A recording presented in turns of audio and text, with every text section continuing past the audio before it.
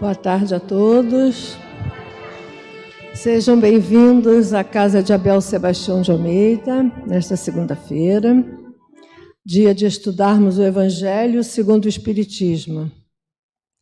Antes do estudo ser apresentado pela nossa irmã Sueli, vamos ouvir o irmão Carlos Alberto, que vai ler o texto de preparo da tarde de hoje. Boa tarde a todos. A pobreza não é criação de todo misericordioso. Ela existe somente em função da ignorância do homem, que, por vezes, se arroja aos precipícios da informação ou da ociosidade, gerando o desequilíbrio e a penúria. Há talentos do Senhor distribuídos por todas as criaturas, em todas as partes. Observa os elementos de trabalho que a vida te conferiu e não te esqueças de que a única fonte de origem e de sustentação da riqueza legítima é sempre o trabalho. O ouro é talento com que se pode ampliar o progresso. O apuro da inteligência é recurso de extensão da cultura. A escassez é o processo da aquisição de nobres qualidades para quem pretende a servir. A alegria é fonte de estímulo. A dor, para quem se consagra à aceitação construtiva, é capaz de se transformar em manancial de humildade. Continuando, cada qual de nós recebe na herança congênita do pretérito as possibilidades de serviço que nos caracterizam as tendências do mundo. De acordo com os méritos e necessidades que apresentamos, em razão disso, é indispensável saibamos aproveitar o tempo. Qual deve o tempo ser utilizado? De vez que os dias correm sobre os dias, até que o Senhor nos tome conta dos créditos que generosamente nos emprestou. Usa a compreensão que se demanda no egoísmo e a aprovação que se perde na delinquência encontram-se desamparadas por si mesma nas veredas do mundo. Derrama o tesouro de amor que o Pai Celestial te situou no coração através da bênção e fraternidade e simpatia. Bondade e esperança para com os semelhantes e, em qualquer grupo social no qual te vejas, serás invariavelmente a criatura realmente feliz, sob as bênçãos da terra e dos céus. Obrigado. Agora nós vamos ouvir a nossa irmã Sueli, que vai dar continuidade ao capítulo 16, Não se pode servir a Deus e a Mamon. O item 8, desigualdade das riquezas. Bom estudo para todos nós. Boa tarde para todos. Não sei se vai dar certo, mas hoje eu vou fazer uma experiência. Todo o conteúdo do estudo de hoje eu transformei em perguntas. O tema, o que a gente se propõe a estudar é desigualdade das riquezas. Trocando em miúdos, por que tem gente pobre, por que tem gente rica? Por que tem gente saudável, por que tem gente doente? Por que tem gente com famílias bem constituídas e outros que nem sabem quem foram os pais? Então, essa coisa estranha onde nós estamos inseridos, deve ter uma razão de ser, né? Deus, se é profundamente bondoso, profundamente justo, profundamente inteligente, ele não ia dividir a humanidade em dois polos, né? Polo da alegria e polo da tristeza. Alguma coisa existe. E foi a partir daí que eu comecei a fazer perguntas para mim mesma e tentar respondê-las. Então, por que há pessoas tão ricas? E por que há pessoas tão pobres? Quer dizer que então há falhas nas leis divinas? Riqueza e pobreza têm a ver com o merecimento de cada um de nós? A pobreza seria um castigo, assim como a riqueza seria um prêmio? Riqueza e pobreza são faces da mesma moeda? A pobreza poderia visitar ao mesmo tempo todas as casas da terra? E se todos fossem ricos? O progresso caracterizaria a vida da humanidade? E os espíritos? São todos iguais? Então, a partir dessas perguntas que eu me fiz, eu comecei a pensar respostas e tentar entender essa coisa que incomoda tanto a todos nós, essa diversidade das riquezas. Então, partindo para a primeira pergunta, por que há pessoas tão ricas?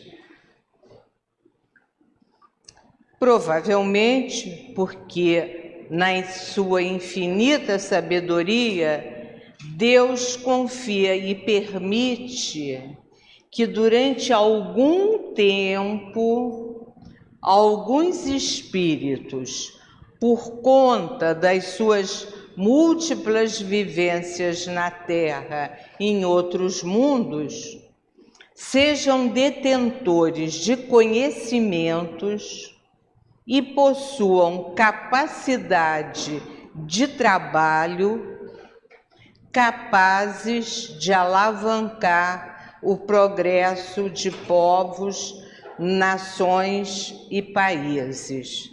Então, daqui a gente já começa a perceber uma coisa. Os ricos não são ricos eternamente.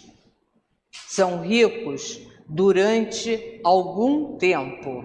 E é fácil até da gente identificar essa situação. A gente, por meio da mídia, dos jornais, a gente conhece as famílias mais ricas do mundo, né? Não só do Brasil, mas do mundo inteiro. Aqueles que têm fortunas assim inimagináveis. Mas a gente também aprende, percebe e contasta que os pais deixam fortunas e os filhos acabam com a fortuna rapidamente. Quantas e quantas famílias viveram na posição de mais abastados do mundo e com o falecimento do chefe da família ou de quem conduzia aquela riqueza, os seus herdeiros perderam tudo. ficaram pobres que nem Jó. Às vezes não são os filhos, mas são os netos. Então vejam, a riqueza é um negócio muito complicado, porque quando alguém, um grupo de pessoas fica, eu nem diria muito rica, mas ficasse muito bem de vida, aquele dinheiro, aqueles recursos que chegam às suas mãos, não é para ele entesourar, não é para ele botar num cofre e esquecer, não. É para ele colocar aquela riqueza em movimentação de forma a gerar trabalho, de forma a gerar emprego. A importância da riqueza está na capacidade de o detentor dela ser capaz de distribuí-la em forma de trabalho, em forma de benemerência para aqueles outros que não foram visitados pela riqueza. Olha o tamanho da responsabilidade. Olha o tamanho da responsabilidade. Por que pessoas tão pobres? Que dói o coração da gente. Acreditamos que seja uma forma de desenvolver no espírito humano a capacidade de resiliência, quer dizer, de teimosia, de determinação, em quê? No trabalho, no estudo, no esforço de conquistar as asas do amor e do conhecimento, para dessa forma alçar voos mais altos e ao mesmo tempo exercitar a humildade, a resignação e a esperança. Assim como a riqueza é um problemaço para quem tem, a pobreza é outro problemaço, porque ela tem uma razão de ser. Não é porque você é simpático e o outro é antipático a Deus que um fica pobre e o outro fica rico. Não é nada disso. Tem a ver com a capacidade de trabalhar, a determinação de melhorar de vida, a capacidade de ter esperança no futuro.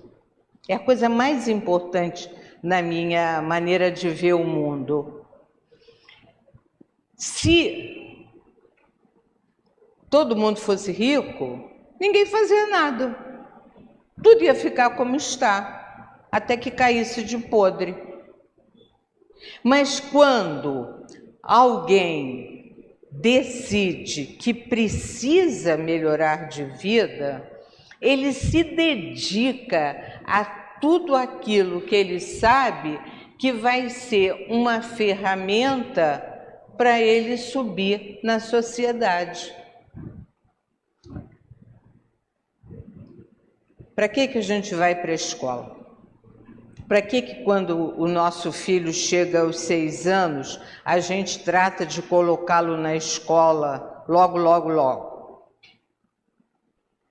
Exatamente para que ele ganhe instrumentos, ele aprenda maneiras de se situar melhor naquele grupo onde ele vive. Se ele sabe, vejam só como é que isso é sério. As crianças são pobres que nem Jó, não é? Dependem dos pais para tudo. Mas quando eles começam a aprender a ler, reparem como eles ficam independentes. Eles começam a deixar pai e mãe de lado, porque eles já conquistaram, por esforço próprio, a capacidade de entender o que está escrito, de conhecer as direções, de saber onde é a rua onde ele mora, de conhecer qual é o ônibus que o leva para cá ou para lá.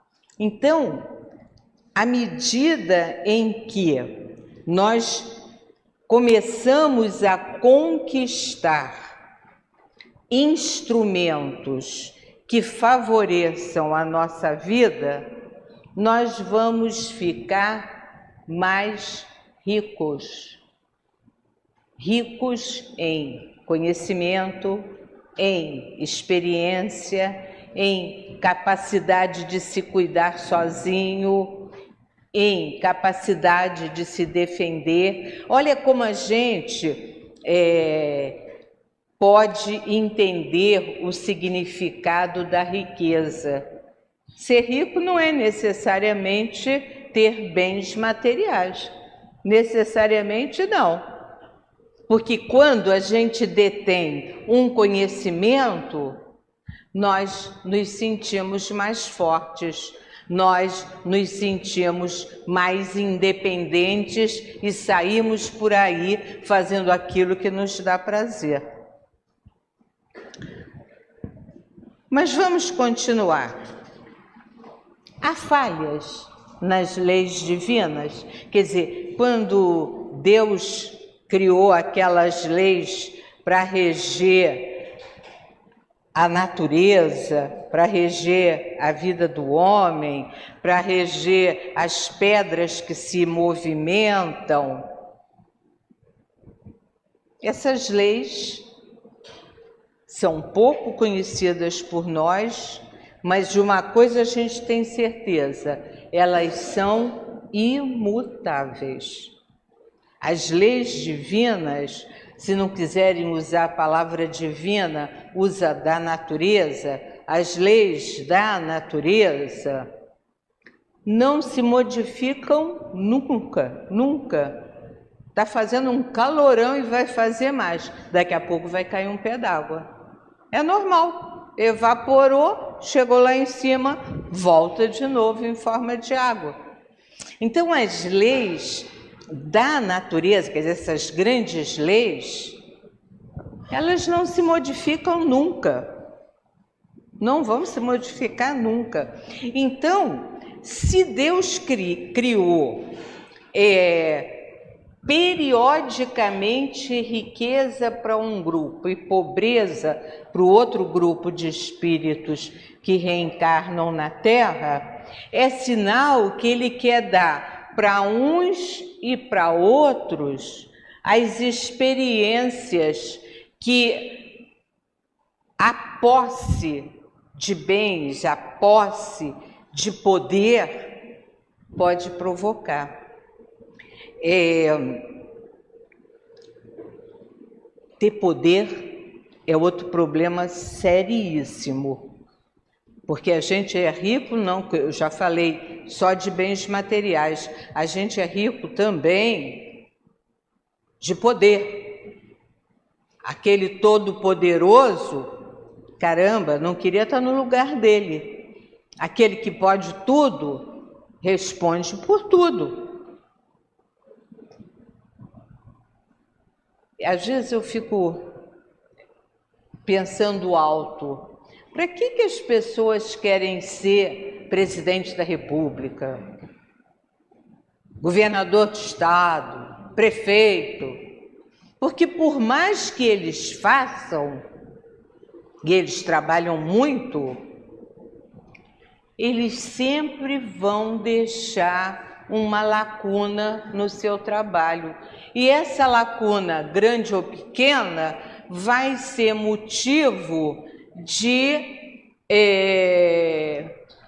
ofensas, de processos judiciais, de sofrimentos familiares, de ser apontado como pessoa desonesta. Muitas vezes ele não tem nada a ver com isso, nem sabia.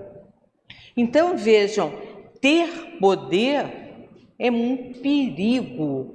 E todos nós temos uma parcela de poder, todos nós. Quem é mãe tem poder sobre seus filhos. E a responsabilidade? Tem poder, mas tem responsabilidade.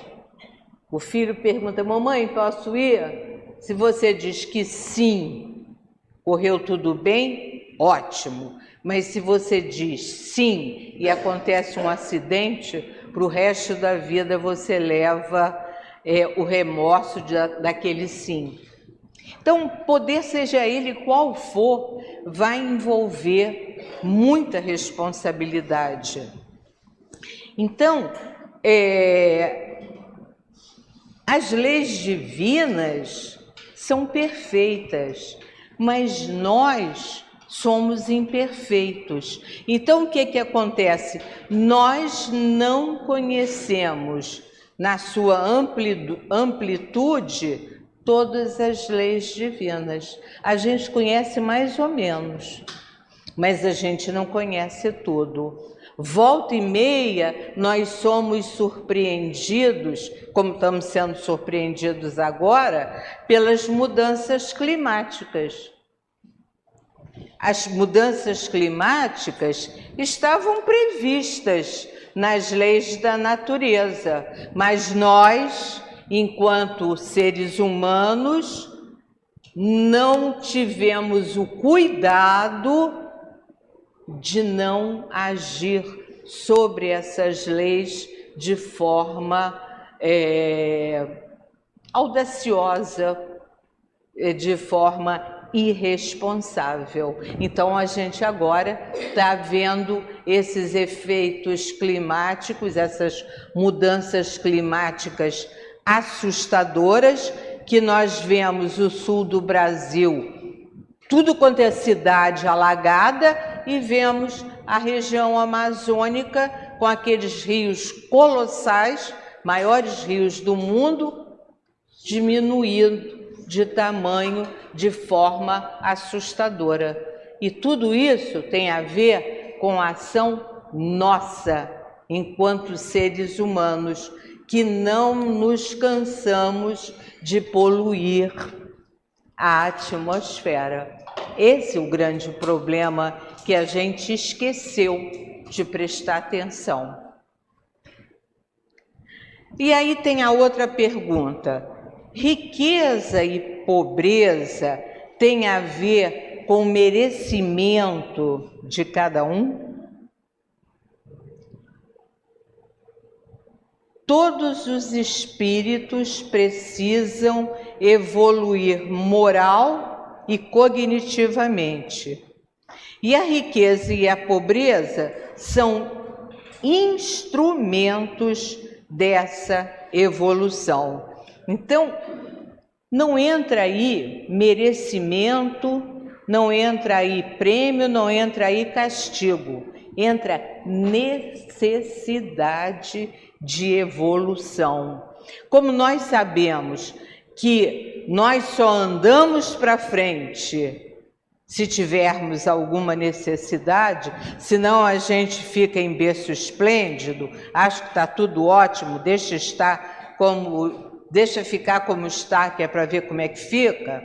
Então, o que a providência divina nos obriga periodicamente?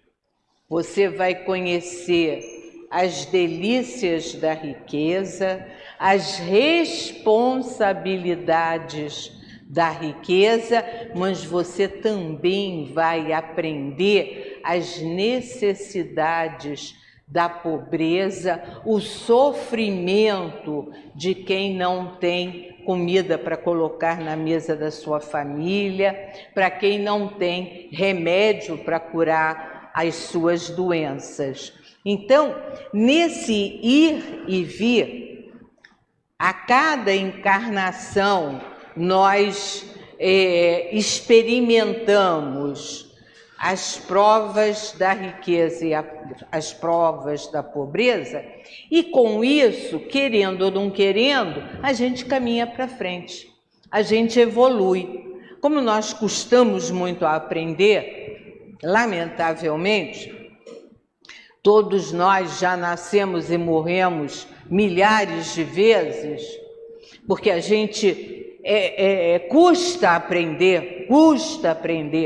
Então, o que acontece? Cada vez a gente nasce num país diferente.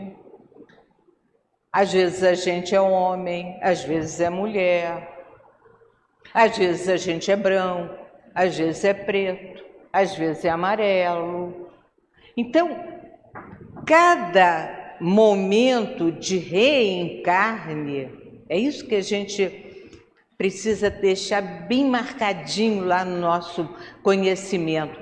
Cada vez que a gente reencarna, é uma história que a gente vai viver. E essa história é mais uma, não é a primeira, é mais uma que nós vamos viver. Então, por isso, tem gente que já nasce sabendo tocar violão. É impressionante. Dá lá uma cordinha lá, 3 cordinhas, e ele começa a tirar som. Ninguém ensinou. Aí ele diz, eu aprendo de ouvido. Entre nós, por exemplo, qual é o garoto nosso que não sabe usar instrumento de percussão? Tambor, pandeiro. Eu falo isso porque onde eu trabalho, nós tivemos agora aulas públicas de música e os pais chegaram a chorar quando viram os seus filhos. Uma das coisas que mais me impressiona são os garotos de 6 anos, com 2 meses de aula já sabem tocar a flautinha doce. Aprendem jogo rápido. Um pouquinho mais velhos, eles vão para a percussão numa rapidez que eu, que estou lá todo dia vendo, fico surpresa. Nessa semana passada, eu fiquei impressionada com a apresentação de um grupo.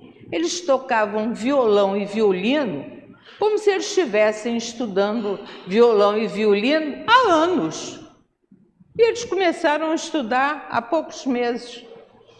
Quer dizer, essas habilidades que são tão comuns aqui no Brasil têm a ver com conhecimentos adquiridos em outros momentos da história kármica de cada um de nós. Isso aí ele já aprendeu em outros momentos.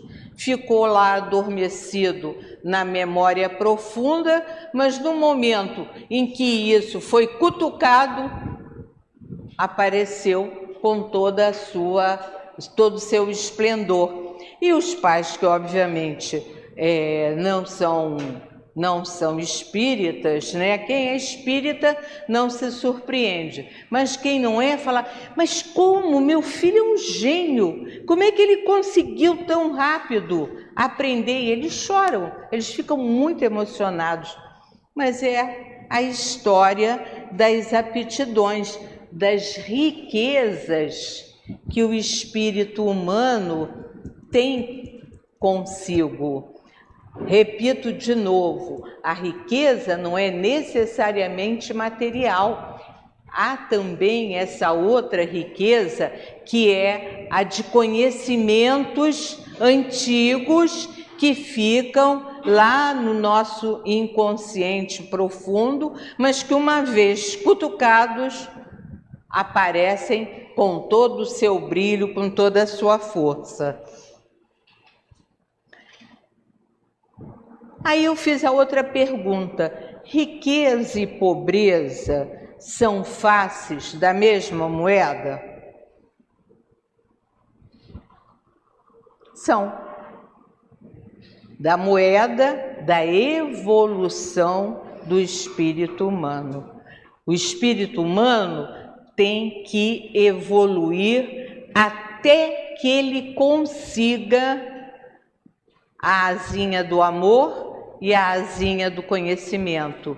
E com essas duas asinhas bem prontas, ele consiga chegar à angelitude. Quer dizer, ele consiga sair dessa vida de planeta de prova e expiação, como nós vivemos, que a gente tem um monte de tristezas, de dores, de limitações, e consiga passar para um outro planeta, ou para esse mesmo, mas numa condição melhor, numa condição de regeneração. Quando nós estivermos todos prontos para nos regenerarmos de fato, aquelas duas asinhas já estarão lá implantadas no nosso espírito, ainda curtinhas, mas elas vão aumentando à medida que as encarnações forem se sucedendo e nós tivermos cuidado de aproveitar cada uma dessas encarnações. Então,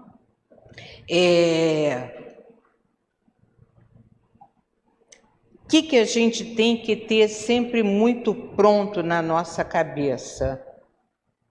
Nós precisamos melhorar.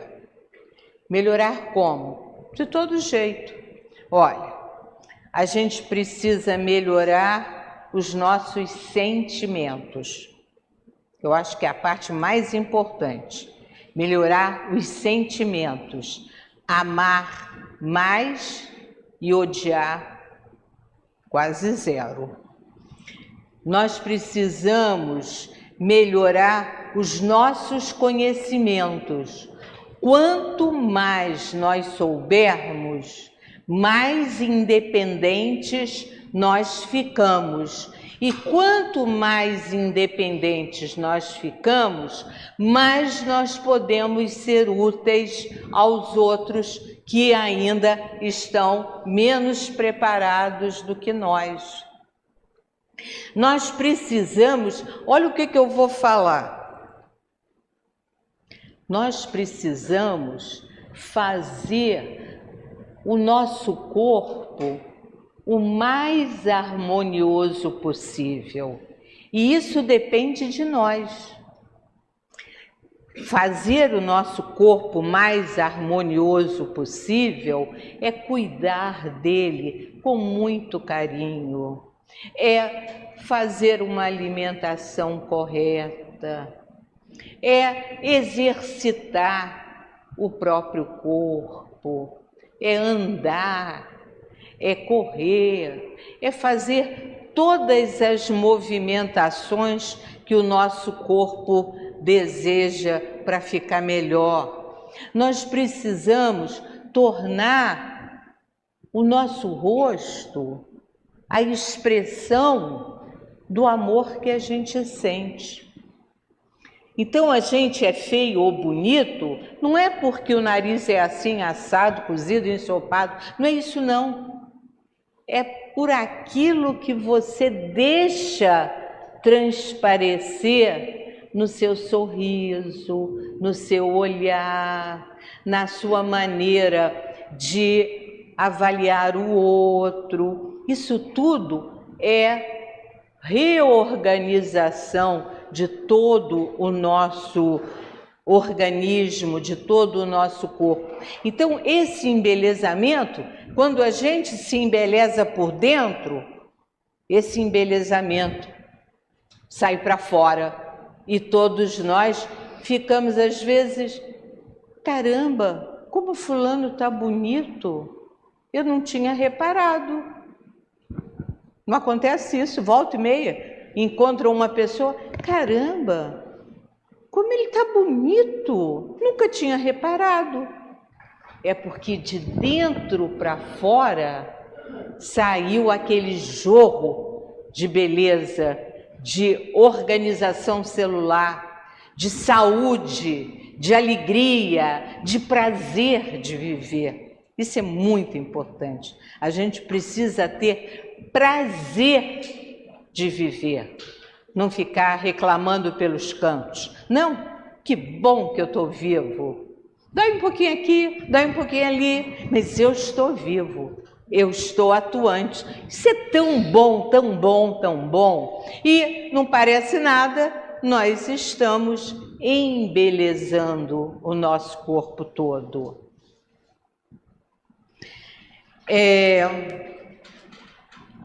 A pobreza poderia visitar ao mesmo tempo todos os lares da terra. Pensem, todo mundo ia ser pobre. Olha que igualdade. Com certeza que não. E aí eu lembrei do continente africano. O continente africano é palco de toda sorte de carência. Falta tudo.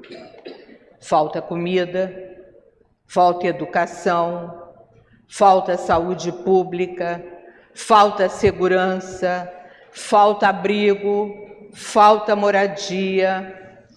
E em pleno século XXI, agora, ainda, por incrível que pareça, existem na África tribos nômades, quer dizer, grupos de seres humanos que não são capazes de construir a própria casa e fazer a sua lavoura de subsistência.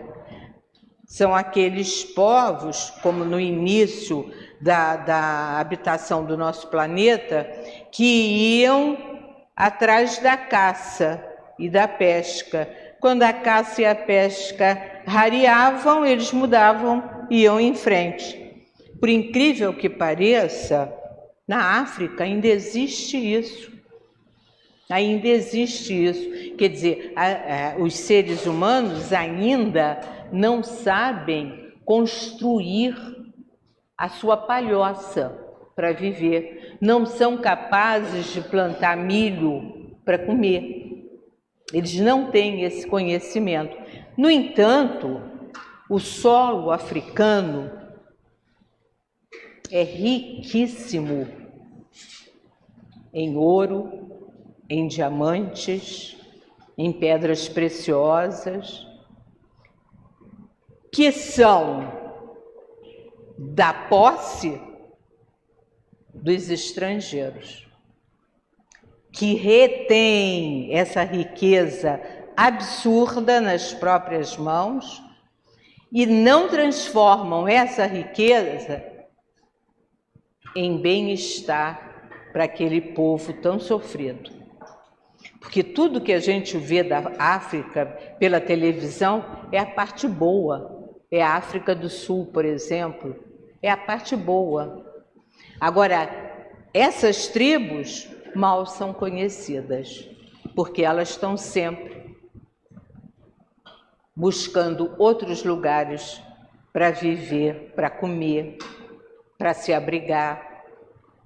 Então, se ao mesmo tempo todos fossem pobres, como é que ia ser alavancado o progresso desse planeta?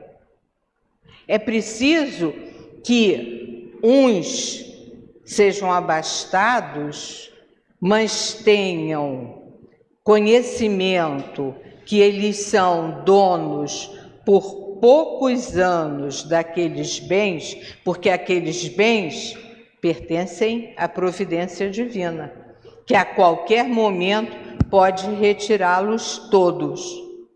Então, se ele entender que ele é apenas o fiel depositário daqueles bens e ele tem obrigação de promover o progresso daquele grupo onde ele está inserido, o progresso vai ser alavancado. Mas se ele detém esse poder, e eu sempre lembro, em Londres, Inglaterra, tem lá uma torre, que é a Torre das Joias da Coroa. A Torre das Joias da Coroa. Ali tem valores que talvez resolva a fome do mundo. Obtido lá na Inglaterra? Não. Retirados das colônias inglesas na África, retirados do Brasil quando os portugueses voltaram para Portugal, levaram daqui todo o ouro que puderam tirar. Em compensação, quando chegaram na Europa, tiveram que dar para os ingleses, para garantir que Napoleão não invadiria Portugal. Então vejam como as coisas, até a gente fica assim meio enjoado só de pensar como essa gente pode ser tão importante no mundo, né? Os ingleses, a raça mais importante na Europa, quando a gente sabe que todo aquele dinheiro não é deles, nunca foi. Foi pilhado, foi tirado de povos e que nunca receberam de volta o tratamento que mereciam. Bom, isso são fatos históricos, não estou falando nada demais, mas que até hoje incomoda, né? Pelo menos a mim incomoda pra caramba quando eu vejo isso. E se todos fossem ricos? O progresso caracterizaria a vida da humanidade? Claro que não. Se todo mundo fosse rico, para que fazer esforço? Progredir para onde? Qual seria o objetivo? Quer dizer, a gente precisa sempre ter um objetivo. Eu quero aquilo ali. Então, para chegar lá, eu tenho que me esforçar, eu tenho que dar um jeito de estudar mais, de me exercitar mais, para poder chegar até lá. Repara só, quem é atleta, atleta não faz todo dia o exercício. Se ele é corredor, ele corre todo dia, debaixo de sol e de chuva. Se ele é nadador, nada debaixo de sol e de chuva. Porque o objetivo dele é aquele tempo. Vai gastar só 10 minutos para chegar na beira da outra piscina. Depois ele vai diminuir para 9, para 8. E ele briga com ele mesmo. Ele vai criando obstáculos e vencendo esses obstáculos. E é isso que a gente faz na nossa vida, não é não? Caramba, quando a gente arranja o primeiro emprego, eu sempre lembro disso, quando a gente arranja o primeiro emprego, ai, graças a Deus, consegui o emprego. Quanto você vai ganhar? Metade do salário mínimo, mas está ótimo, já estou começando. Verdade, vamos em frente. E aí você começa a ficar impulsionada porque você percebe que você ganha uma certa autonomia, mesmo com metade do salário mínimo. Não importa, mas você já tem uma autonomia, já consegue ter voz e vez. E aí você percebe que pode melhorar se exercitando. Né? Dependendo do trabalho que a gente faça, a gente vai fazendo o exercício de cada vez fazer melhor. Quem gosta de cozinhar receitas novas e ganha outros clientes e assim vai, e com isso impulsiona a própria vida, impulsiona o progresso, ensina a todo mundo que está à sua volta e não para de crescer.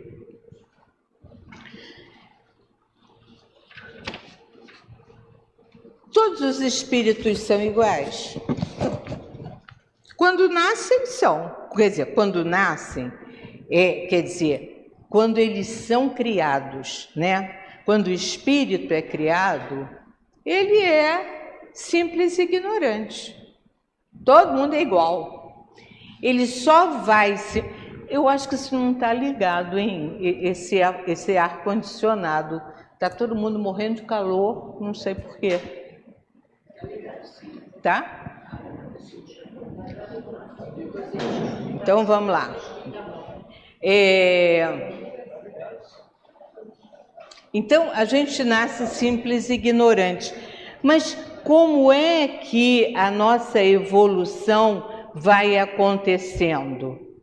Não é através das reencarnações, né? Morrendo, nascendo, morrendo, nascendo, morrendo, nascendo. Não é assim? Mas se a gente morre e nasce e não faz nada, não adiantou. Ficou sempre fazendo a mesma coisa? Não adiantou. Eu tenho que... Isso é que eu acho que é a beleza da vida, é isso. A gente morre, nasce, mas entre esse intervalo, 50 anos, 60, 70, a gente aprende coisas diferentes. A gente se transforma em pessoas de melhor qualidade. A gente mesmo, né, quando a gente fica se olhando até no espelho, caramba, antigamente eu não fazia isso, eu era muito mesquinha, muito danada. Hoje em dia, meu Deus, como é que eu era tão mesquinha? Não dividia nada com ninguém. Era eu e só eu. Mas à medida que eu fui crescendo, eu fui aprendendo que dividir pode ser uma coisa boa. Porque eu nunca vi o meu vizinho sorrir para mim. Mas no dia que eu disse para ele, quer um pedacinho de bolo? Eu acabei de fazer, tá uma delícia. Pela primeira vez ele me disse, muito obrigada, minha vizinha. Eu quero experimentar assim, eu adoro o bolo. Eu nem sabia que ele gostava de bolo.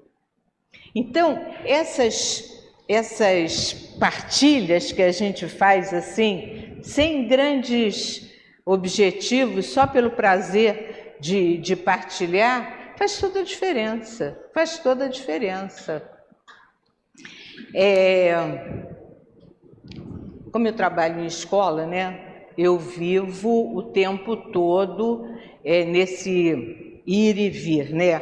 Você faz alguma coisa, passa para mim, eu leio e digo assim, isso aqui não está bom, vamos melhorar, devolve, a outra colega vai, mexe naquilo tudo, muda, e agora, melhorou? Então, esse trabalho, que a única coisa que interessa para nós é que a nossa criança aprenda a ler e a escrever, e como a gente não está conseguindo de um jeito, inventa outro, cria outro, essa troca que existe entre nós, com o objetivo de quê? De ser mais sabida? Não, com o objetivo de fazer a criança aprender a ler. Hoje eu fiquei um tempão discutindo com as minhas colegas sobre uma criança que não consegue ler, consegue escrever, mas ler ela não consegue. Mas ela, se você ler para ela, ela responde tudo. Responde tudo. Quer dizer, a cabeça é muito boa. A cabeça é muito boa. Mas a cabeça dela, embora excelente, não consegue juntar aquelas letrinhas com a palavra que ela precisa escrever. Tem alguma coisa aqui no pensamento dela que dá um curto-circuito e ela não consegue passar para frente. Aí nós ficamos hoje mais de 2 horas discutindo o que nós vamos fazer com esse garotinho para achar um jeito de mantê-lo na escola, fazendo com que ele se entusiasme e em algum momento dessa história aconteça essa ligação que ele não está conseguindo fazer. E a tristeza é que ele é muito inteligente, ele sabe tudo, mas manda ele ler. Aquilo ali é um monte de pontinhos que não tem nenhuma significação para ele. Olha que tristeza que é. Mas a gente não pode desistir. A gente fica lá batalhando, conversando, discutindo, brigando, até a gente chegar a algum ponto em que nós vamos conseguir que ele mude essa situação. Então, todos os espíritos são iguais? Claro que não, porque vai depender muito do que cada um de nós fez enquanto estava encarnado, trabalhando. Você trabalhou ou ficou indo à praia só? Você limpou o chão ou ficou só tomando sorvete? Então, são essas coisinhas que parecem bobagens que fazem toda a diferença na nossa vida. Eu vou um pouquinho mais adiante, mas eu não vou ultrapassar o tempo, não. É porque eu acho que essa pergunta aqui é bem importante. Por que motivos não são todos os homens igualmente ricos? Os pobres a gente já sabe. Não podia ter todo mundo pobre, senão a gente não vai para frente. E se todo mundo fosse rico, a gente ia muito para frente? Porque não são igualmente, todos os homens não são igualmente inteligentes, ativos, trabalhadores, laboriosos para adquirirem a riqueza, nem sóbrios, quer dizer, comedidos, econômicos, previdentes para a conservarem. Então, a riqueza depende muito das qualidades de cada um. Eu tenho que trabalhar muito, me dedicar muito, mas eu também preciso aprender a ser previdente, a não ganhar e gastar tudo. Aí não adianta nada. Aí a gente chega à conclusão que as desigualdades da riqueza têm a ver com as nossas desigualdades. Minha mãe dizia que os 5 dedos das mãos não são iguais. Assim, os filhos dela também não eram iguais. Cada um tinha um jeito de ser. Cada um precisava de uma educação específica. Um gostava de jogar bola, precisava estudar. Tira a bola, vai estudar. Outro, sei lá, gostava de ficar servindo todo mundo. Serve menos e estuda mais.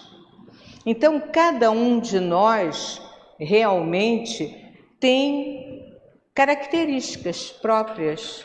E as responsabilidades de pais e mães é uma coisa assim gigantesca, porque eles, além de terem que identificar as qualidades e os defeitos de cada um dos seus filhos, ainda têm que corrigir os defeitos e incentivar as qualidades.